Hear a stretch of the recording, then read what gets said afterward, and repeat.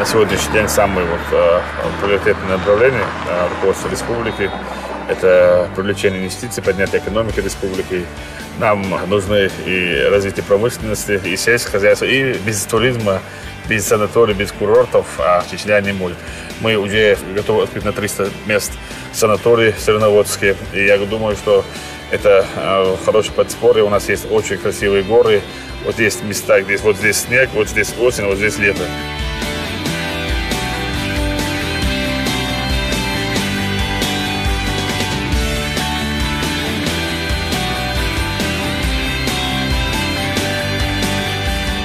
Мы сегодня восстановили республику, сформированы все ветви власти, мы построили новую экономику, мы развиваем экономику республики. И я думаю, что каждый день мы открываем новые объекты. Вот в этом году более 7-8 тысяч рабочих мест создали. Мы открыли предприятия, открыли там торговые, развлекательные центры, открыли заводы, фабрики.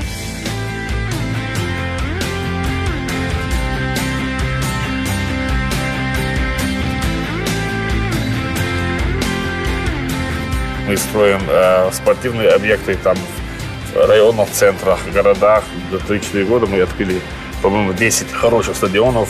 Я думаю, что Республика Чеченская будет всем интересна. И к нам будет приезжать, и у нас будут проводить все международные форумы, экономические, культурные, спортивные. Это такой будет регион России, там, значит, самый приятный. Сейчас азан, надо нам послушать азан.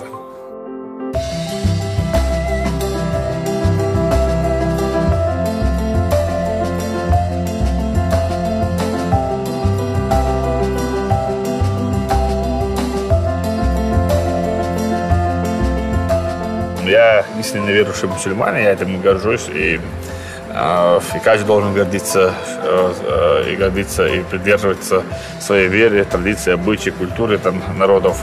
Мы в свое время потеряли все это и получили ваххабизм, терроризм, экстремизм. И сегодня мы не хотим, чтобы всякие течения разные, которые называют себя мусульманами, использовали наш народ и подрастающее поколение.